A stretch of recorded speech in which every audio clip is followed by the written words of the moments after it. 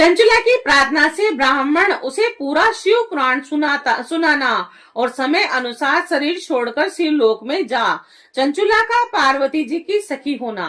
ब्राह्मण बोले, सौभाग्य की बात है कि भगवान शंकर की कृपा से शिव पुराण की इस वैराग्य युक्त तथा श्रेष्ठ कथा को सुनकर तुम्हें समय पर चेत हो गया है। और हे ब्राह्मण पत्नी, तुम डरो मत, भगवान शिव की शरण में जाओ। शिव की कृपा से सारा पाप तत्काल नष्ट हो जाता है। और मैं तुमसे भगवान शिव की कीर्ति कथा से युक्त उस परम वस्तु का वर्णन करूंगा और जिससे तुम्हें सदा सुख देने वाली उत्तम गति प्राप्त होगी।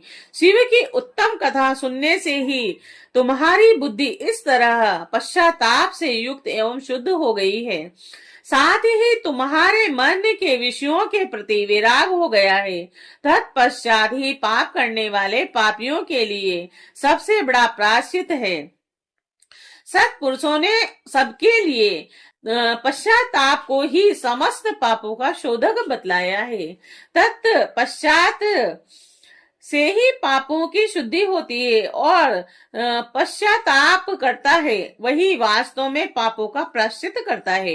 क्योंकि सत्पुरुषों ने समस्त पापों की शुद्धि के लिए जैसे प्रायश्चित का उपदेश किया है, वह सब पश्चाताप से ही संपन्न हो जाता है। जो पुरुष विधि पूर्वक प्रायश्चित करके निर्भय हो जाता है पर अपने कुकर्म के लिए पश्चाताप नहीं करता, उसे प्राय उत्तम गति नहीं प्राप्त होती है। परंतु जिसने अपने कृत्य पर हार्दिक पश्चाताप होता है वह अवश्य उत्तम गति की भागी होता है। इसमें संशय नहीं है। इस पुराण की कथा सुनने से जैसी चित्त शुद्धि होती है वैसे दूसरे उपायों से नहीं होती। जैसे दर्पण साफ करने पर निर्मल हो जाता है और उसी प्रकार शिव पुराण की कथा चित्त अत्यंत शुद्ध हो जाता है। इसमें संशय नहीं है। मनुष्यों के शुद्ध चित्त में जगदम्बा पार्वती सहित भगवान शिव विराजमान रहते हैं और इससे वह विशुद्ध आत्मा पुरुष श्री शाम सदा शिव के परम पद को प्राप्त होता है। इस प्रकार कथा रूपी साधन सभी प्राणियों के लिए उपकारी है और इसी कारण महादेव जी ने इसको आग्रह पूर्वक प्रकट किया है। इस कथा से भगवान उमापति का ध्यान सिद्ध हो जाता है और उस ध्यान से परम ज्ञान और उनसे मोक्ष की प्राप्ति निश्चय होती है।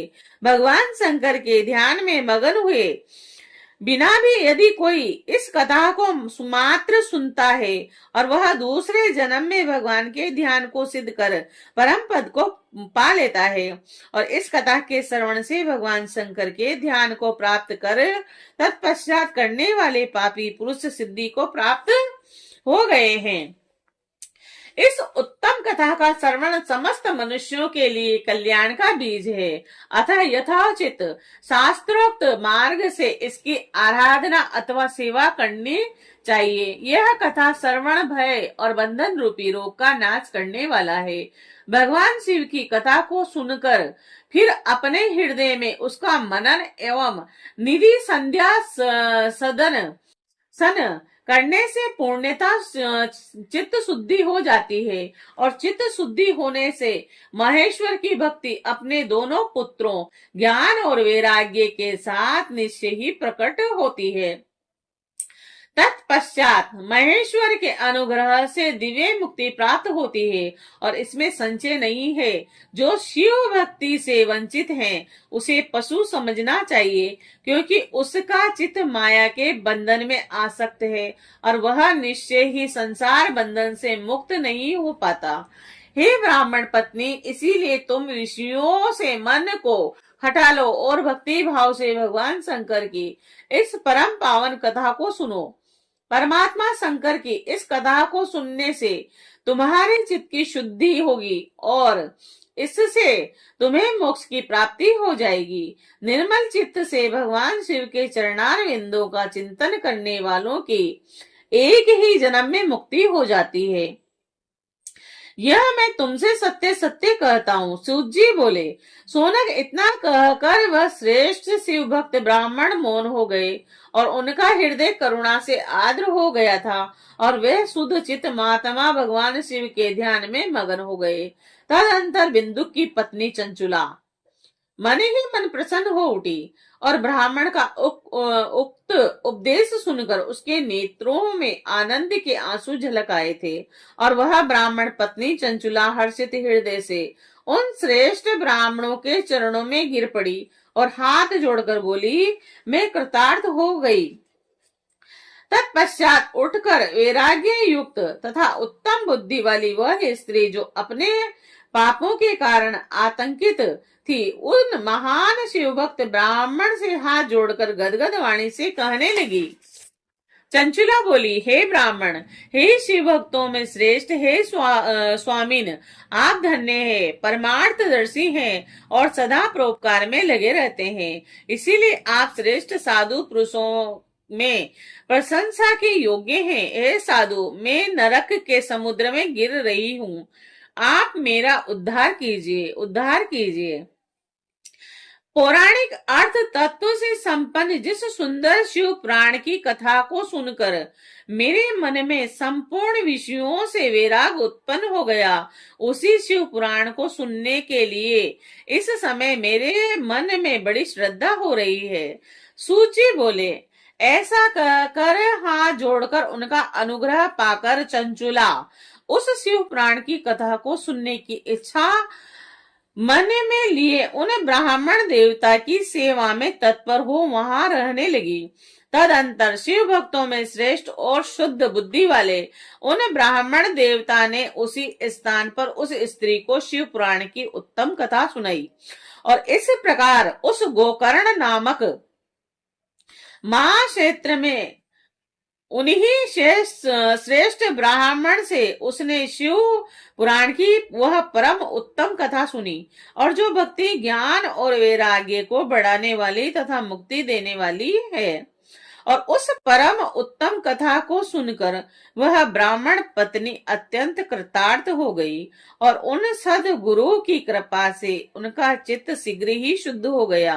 भगवान शिव के अनुग्रह से उनके हृदय में शिव के सद्गुण स्वरूप का चिंतन होने लगा और इस प्रकार सद्गुरु का आश्रय लेकर उसने भगवान शिव में लगी रहने वाली उत्तम बुद्धि पाकर शिव के सचिदानंद मय स्वरूप का बारंबार चिंतन आरंभ किया।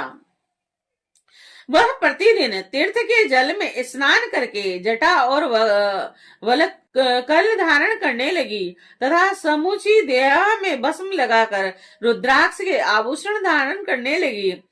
वह भगवान शिव के नाम जप में लगी रहती थी और संयमित वाणी और अल्पाहार करते हुए गुरु के बताए मार्ग से वह शिव जी को प्रसन्न करने लगी। हे सोनक, इस प्रकार शंभु का उत्तम ध्यान करते हुए उस चंचुला का बहुत सा समय व्यतीत हो गया। तत्पश्चात समय के पूर्व होने पर भक्ति, ज्ञान और वैराग्य से युक्त हुई चंचुला ने अपने शरीर को बिना किसी कष्ट के त्याग दिया और इतने में ही त्रिपुर शत्रु भगवान शिव का भेजा हुआ एक दिव्य विमान दूत गति से वहां पहुंचा, जो उसके अपने गणों से संयुक्त और भांति भांति के शोभा साधनों से संपन्न था। चंचुला उस विमान पर आरूढ़ हुई और भगवान शिव के श्रेष्ठ पार्षदों ने उसे तत्काल शिवपुरी में पहुंचा दिया और उसके सारे मल धुल गए। वह दिव्य स्वरूप धारणी दिव्यांगना हो गई थी और उसके दिव्य अवयव उसकी शोभा बढ़ाते थे और मस्तक पर अर्ध चंद्र का मुकुट धारण किए वह गौरांगी देवी शोभाशाली दिव्य आभूषणों से विभूषित थी। वहां पहुंचकर उसने त्रिनेत्रधारी महादेव जी को देखा और ब्रह्मा, विष्णु आदि देवता उन सनातन शिव की सेवा कर रहे थे। गणेश, भृंगी, नंदीश और वीरभद्रेश्वर आदि गण उत्तम भक्ति के साथ उनकी उपासना कर रहे थे और उनकी अंग क्रांति करोड़ों सूर्य के समान प्रकाशित हो रही थी। कंठ में नील चिन्ह शोभा पाता था और उनके 5 मुख थे और प्रत्येक मुख में 3-3 नेत्र थे और मस्तक पर अर्धचंद्राकार मुकुट शोभा देता था। उन्होंने अपने वामांग में गौरी देवी को बिठा रखा था और जो विद्युत पुंज के समान प्रकाशित थी। गौरीपति महादेव जी की क्रांति कपूर के समान गौर थी और उन्होंने सभी अलंकार धारण कर रखे थे। उनका सारा शरीर श्वेत भस्म से भासित था और शरीर पर श्वेत वस्त्र शोभा पा रहे थे। वे अत्यंत उज्जवल वर्ण के थे और इस प्रकार परम उज्जवल भगवान शंकर का दर्शन करके वह ब्राह्मण पत्नी चंचुला बहुत प्रसन्न हुई। अत्यंत प्रीति युक्त होकर उसने बड़ी उतावली के साथ भगवान को बारंबार प्रणाम किया और फिर हाथ जोड़कर वह बड़े प्रेम आनंद और संतोष से युक्त हो विनीत भाव से खड़ी हो गई और उसके नेत्रों से आनंद अश्रुओं की अविरल धारा बहने लगी तथा संपूर्ण शरीर में रोमांच हो गया। और उस समय भगवती पार्वती और भगवान शंकर ने उसे बड़ी करुणा के साथ अपने पास बुलाया और सौम्य दृष्टि से उसकी ओर देखा।